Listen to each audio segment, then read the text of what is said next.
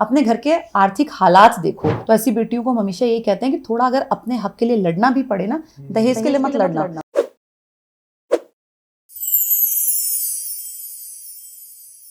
जब बच्चा एग्जाम देने के बाद मान लीजिए कामयाब नहीं होता, फेल हो गया, या बड़े बच्चियां ऐसी होती है कि जो कोर्स तो शुरू किया आपके पास, अब पारिवारिक कारण हो गया, बीच में शादी हो गई, भाई ने टोक दिया, किसी ने टोक दिया, अरे बंद कराओ इसका, कहाँ जा रही है, कुछ नहीं होना, शादी करो इसकी। सो जब ये ऐसे बच्चे आते हो, आपके पास बहुत सारे केसेस आते हो जब बच्चे अपना दिल खोल के रखते होंगे कि मैम क्या करें, मैं इस बार पास नहीं हो पाई, तो डिसहार्टन्ड होते होंगे।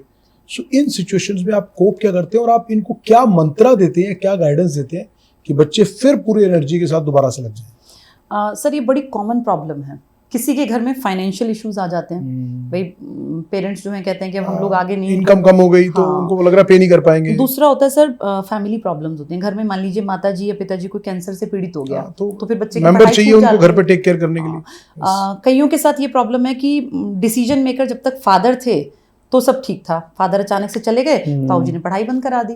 भाई माँ अकेली तो बेटी के लिए नहीं लड़ पाएगी, जॉइंट फैमिली है। कई बार ऐसा होता है कि साधन नहीं होते हैं सर, गांव से बच्चियां निकलें तो फिर अब सुबह एक बस आ रही है, फिर शाम को आ रही है। अभी भी ऐसा है, कई गाँव में आज भी बसेस की सुविधाओं की बड़ी दिक्कत है, अफोर्ड नहीं कर पाते हैं, स्कूटी और पेट्रोल का खर्चा नहीं।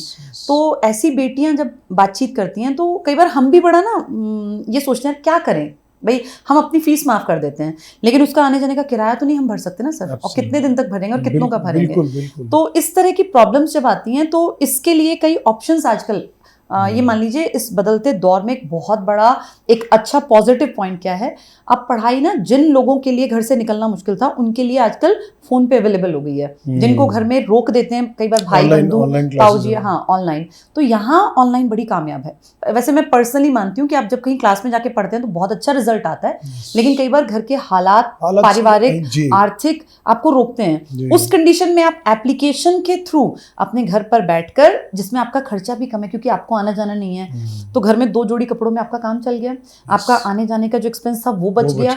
और ऑनलाइन क्लासेस हमेशा सस्ती रहेंगी सर, क्योंकि जो प्रोवाइड करा रहा है उसका भी खर्चा कम है। एक स्टूडियो मेंटेन करना है, उसको कोई बिल्डिंग मेंटेन नहीं करनी है। तो ऐसी बेटियों को हम फिर ये कहते हैं कि अगर बिल्कुल ही हालात खराब हैं तो आप एप्लीकेशन के साथ हमारे साथ जुड़ सकती हैं। लेकिन अगर किसी के हालात थोड़े बहुत खराब है और चल सकता है, मैनेज हो सकता है, कई बार हालातों से लड़ना भी पड़ता है। जैसे हमेशा ऐसा नहीं है कि आप हालात जिस तरफ जाएंगे आप बह जाएं, आप रुकिए, ठहरिए, एनालाइज कीजिए। अगर आपको लगता है चांसेस हैं थोड़ा सा संघर्ष कर लूँ, थोड़ा सा अपनी बात को रख दूँ, अपनी बात को ढंग से समझा पाऊँ तो शायद मुझे मौका मिल जाए, तो ऐसी बेटियों को हम हमेशा यही कहते हैं कि थोड़ा अगर अपने हक के लिए लड़ना भी पड़े ना, दहेज के लिए मत लड़ना, लेकिन अपनी नौकरी के लिए, अपनी पढ़ाई के लिए, अपने पापा से, अपनी माँ से, अपने भाई से जरूरत पड़े तो लड़ लेना। अगर ये दिखता हो कि मेरे घर में वेल ऑफ है, मुझे भेज सकते हैं, रोज का किराया मेरा दे सकते हैं, तो फिर अपने हक के लिए लड़ो। लेकिन बेटा जहाँ लाचारी है, पिताजी नहीं है, माँ बीमार है, मजदूरी करती है, तो फिर मैं कभी नहीं कहती कि उन पर जबरदस्ती जोर डालो। इनफैक्ट सर बिहार से एक बार 2 बेटियां कोई वीडियो देख के सोनीपत आ गई और बहुत गरीब थी, 6 बहनें थी। एक बहन की शादी की, उसका परिवार खराब मिला, वो भी घर आके बैठ गई।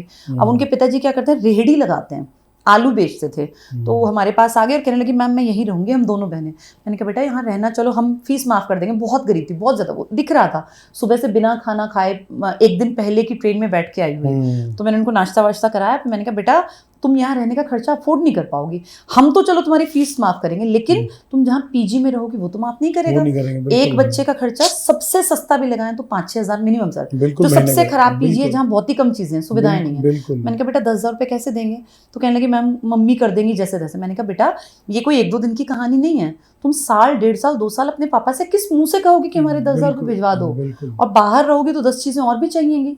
मैंने कहा तुम घर जाओ वापस, अगले दिन उनको कह दिया कि तुम सुबह ट्रेन में बैठ के चली जाना और अपनी एप्लीकेशन ले लो, और सिर्फ एक फोन पे ले लो क्योंकि वो बड़ी सस्ती पड़ती है सर, 1500 रुपये 1 साल के।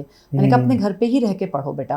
तो ये ना हालात जो हैं वो निर्धारित करते हैं कि आपको क्या करना आपके लिए ठीक है। जो ठीक ठाक परिवारों में हैं उनको 100% घर से निकलना चाहिए, और अगर पेरेंट्स मना करते हो तो उनको समझाना चाहिए बैठ के कि भैया दुनिया आगे बढ़ गई है, अब पढ़ना बहुत जरूरी है।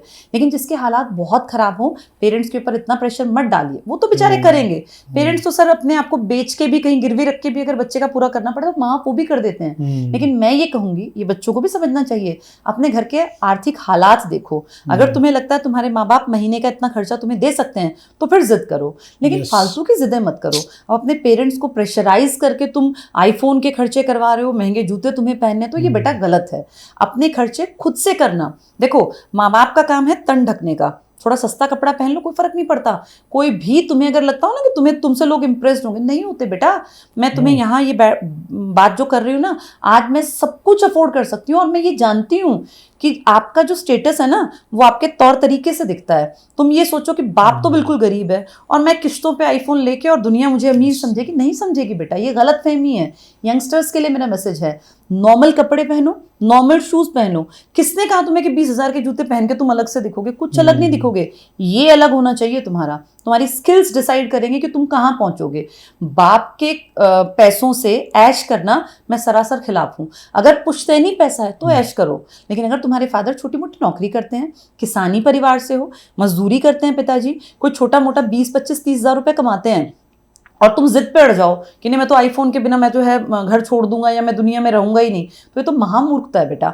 अपने बाप की तरफ देख के सोचा करो, उसने तुम्हें जवान कर दिया और तुम्हारे सारे खर्चे उठाए। अपने ऊपर सोच के देखना, तुम पाल दो 4 लोगों का परिवार। अगर नहीं तो बाप से जिद मत किया करो, अपनी मेहनत की कमाई करो, उस कमाई से फिर अपना आईफोन ले लेना। पढ़ो लिखो, नौकरियों की तरफ कोशिश करो, स्किल्स अपने अंदर पैदा करो, और माँ बाप को इस तरीके से बिल्कुल परेशान मत किया करो। ये यंग बच्चे बहुत ज्यादा दुखी करते हैं। कई केसेस ऐसे सुने हैं सर, फोन नहीं दिलाया तो सुसाइड कर लिया,